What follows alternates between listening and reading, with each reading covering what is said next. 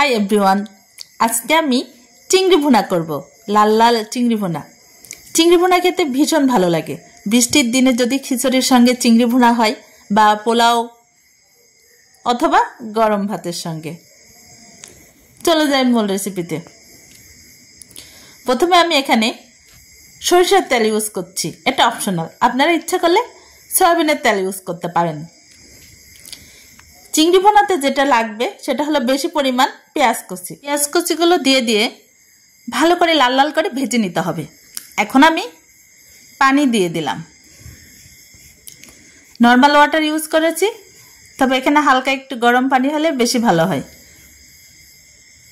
এখন দিয়ে দিচ্ছি হলুদ গুঁড়ো, মরিচ গুঁড়ো, স্বাদমতো লবণ, আবার কিছুক্ষণ ভেজে নেব।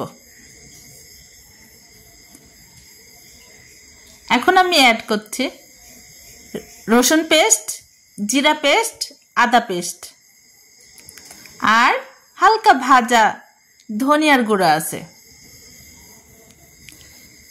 সবগুলো একসঙ্গে পেস্ট করে রেখে দিয়েছিলাম। চিংড়ি ভুনাতে কিন্তু বাটা মশলা দিলে খেতে বেশি ভালো হয়। আবার কিছুক্ষণ মশলাগুলো ভেজে নিতে হবে।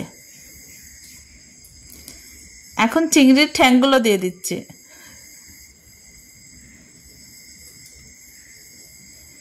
চিংড়িগুলো দিয়ে দিচ্ছি আমি। কিছুক্ষণ ভালো করে কষিয়ে নিতে হবে।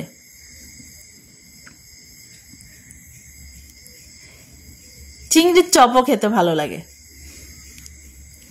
মাঝে মাঝে আমি সন্ধ্যাবেলার নাস্তা হিসাবে চিংড়ির চপ তৈরি করি। সেই রেসিপিটাও খুব তাড়াতাড়ি আপনাদের সঙ্গে শেয়ার করব। বৃষ্টির দিনে কিছু কিছু স্পেশাল খাবার আছে যেগুলো ভীষণই ভালো লাগে, যেমন খিচুড়ি, গরুর মাংস ভুনা, চিংড়ি ভুনা বা ভর্তার কোনো আইটেম। তবে যারা নতুন রাঁধুনি বা খুব সহজে শর্টকাটভাবে রান্না করতে চান তারা কিন্তু এই রেসিপিটা ফলো করতে পারেন। চিংড়ি রান্না করতে একদম সময় লাগে না। খুব ভালো করে কষিয়ে নিয়ে একটু পানি দিয়ে দিলাম, ওকে কমপ্লিট। প্রায় এটা 10 মিনিটের মধ্যেই কিন্তু রান্না কমপ্লিট হয়ে যাবে। আমি আবার ভালো করে উল্টিয়ে দিচ্ছি। এই দেখুন, ঢাকনা দিয়ে রেখে দিয়েছিলাম প্রায় 10 মিনিটের জন্য। কি দারুণ হয়েছে!